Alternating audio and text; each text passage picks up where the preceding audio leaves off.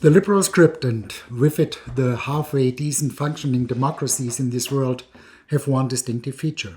For them, opposition and criticism of the prevailing order are necessary components of a good order. For Karl Popper, the transition from the tribal or closed society to the open society sets free the critical powers of man.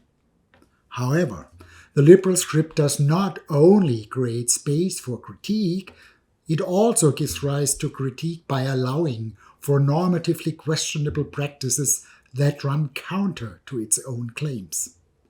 The practices of exclusion and imperial domination towards foreign people and distant societies must be mentioned here in the first place. Currently, this is the target of post-colonial critiques and movements.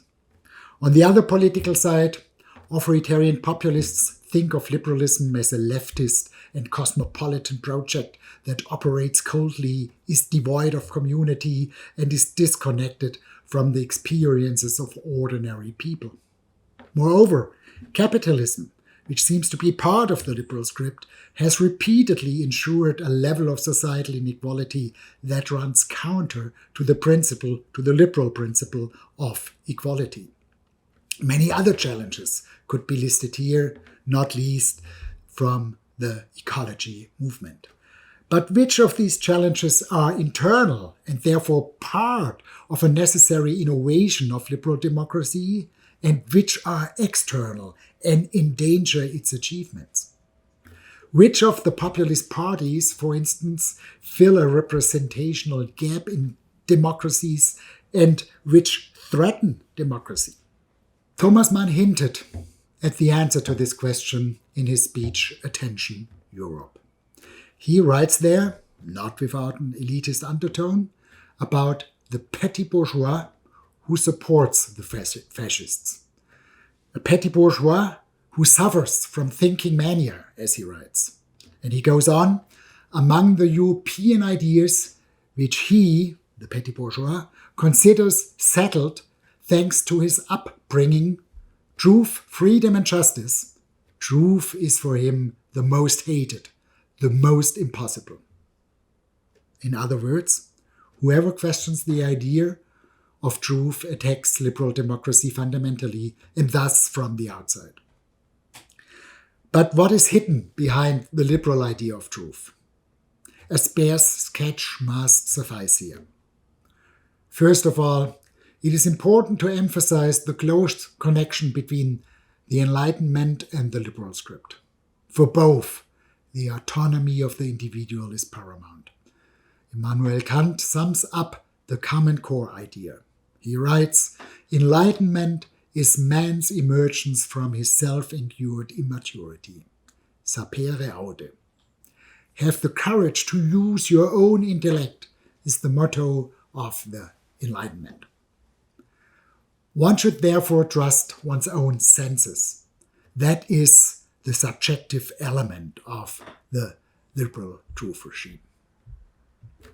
This trust in one's own cognitive ability must be accompanied by knowledge of one's own limitations.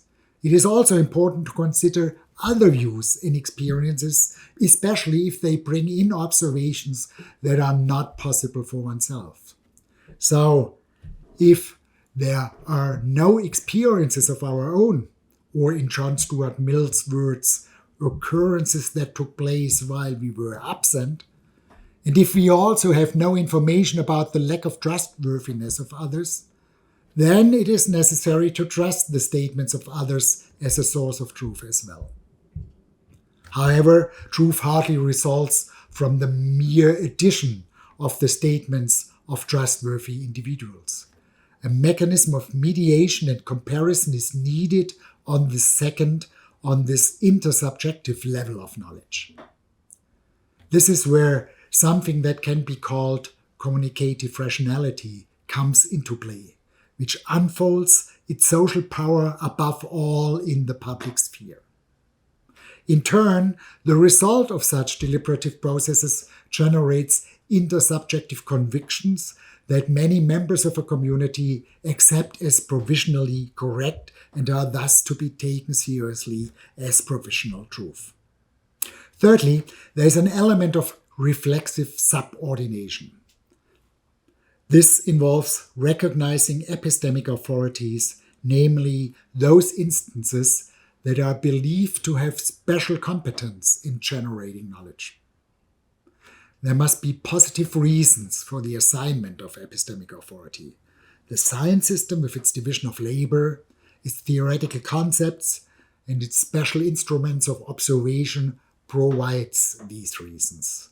This then has the status of objective knowledge. Such a three-pillar theory of knowledge has inscribed tensions between the levels. A first tension arises between the subjective level 1 and the intersubjective level 2. When people feel excluded from the public discourse, it is less likely that they recognize the outcome as rational. Then, queerdenker, corona deniers, and subjectivist thinking become popular. Particularly weighty is the tension between the intersubjective level 2 and the third level of epistemic authorities. Since the early days of democracies, these two levels have been played off against each other from time to time.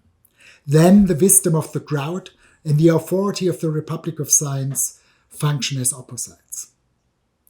Two principles ease potential tensions between the different pillars of liberal epistemology so that they do not lead to collisions and blockades, but to a productive interaction. The acceptance of what Karl Popper called the falsification principle must be mentioned first. He ties this critical principle, as he labels it, directly to the liberal tradition and thereby rejects the idea of eternal truths.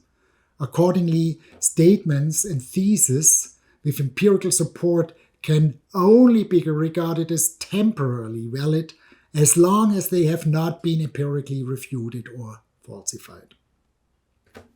The falsification principle applies to all three pillars of the liberal epistemology.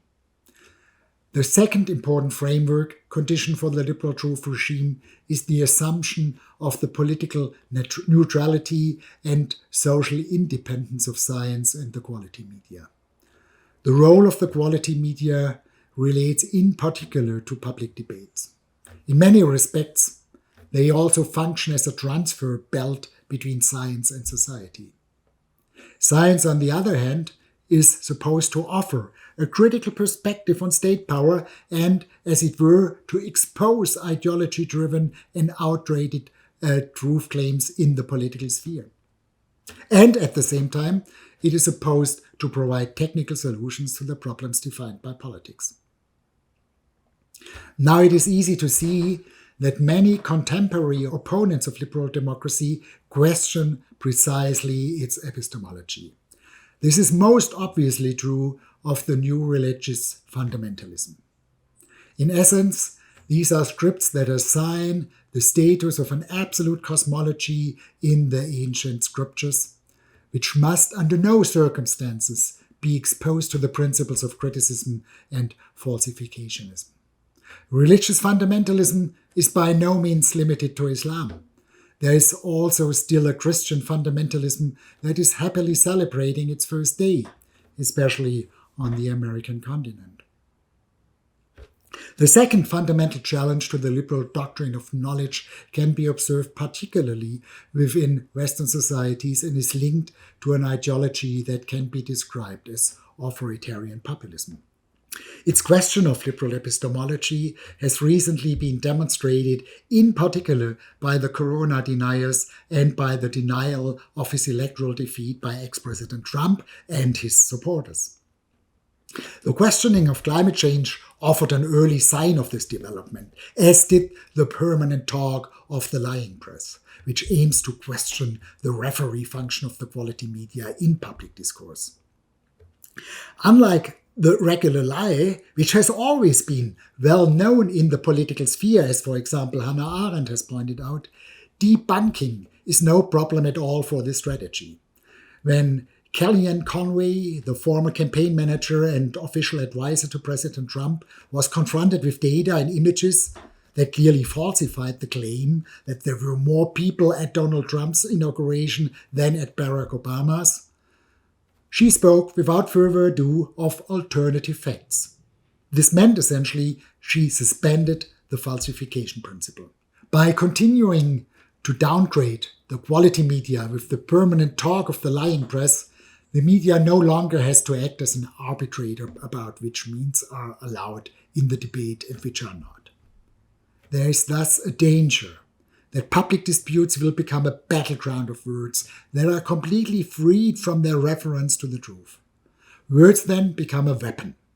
At the same time, the tribal epistemology declares the Republic of Science to be an ally of one position, of the liberal and cosmopolitan class who control politics and do well at the expense of the ordinary people. Therefore, this trend of populism proves to be a fundamental challenge to liberal democracy, since it follows a tribal epistemology and challenges the liberal one.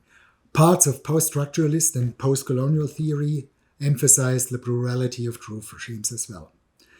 In this view, the liberal truth regime became dominant only because it has been formulated from the perspective of capitalist and colonial centers. Therefore, imperialism, racism, and the reproduction of inequality and discrimination are seen as inscribed into the liberal script. The critique of all these historical and current mechanisms of domination that have been produced by self-acclaimed liberal societies is valuable and an unconditional part of the liberal script. Those who critically denounce discrimination, however, must have an understanding of tolerance and of equality, which must be considered as relatively true. And here we go back to the regulative idea of truth. Liberal democracy needs the regulative idea of truth and the institutionalization of instances that assess temporary but falsifiable truths. Without them, liberal democracy cannot function in the long term. Public debate does not even make sense without the regulative premise that some beliefs can be regarded as being closer to the truth than others. If all empirical claims and all moral beliefs are equally valid or invalid, then public debate and the search for the common good itself becomes fake. The danger of questioning the liberal doctrine of knowledge were traced by Thomas Mann here in Pacific Palisades when writing his speech on Germany and the Germans. According to him, the depth of the German soul was based on, he writes, the disjunction of the speculative and the social political elements of human energy and the complete prevalence of the first over the second. He has considered this German inwardness of subjectivity as valuable. But, he goes on, through a kind of dialectical reversal, it turned evil. The Germans allowed themselves to be seduced into basing their claim to European hegemony, even to world domination, on their native cosmopolitanism, whereby it became a strict opposite, the most presumptuous and threatening nationalism and imperialism. Those who wish to avoid repetition should uphold the liberal truth regime, which reconciles subjective inwardness with public deliberation and scientific insight. Then the necessary opposition to and the critique of liberal democracy will take us further. And we need this critique to protect liberal democracy. Without further democratization, there is no successful protection of democracy.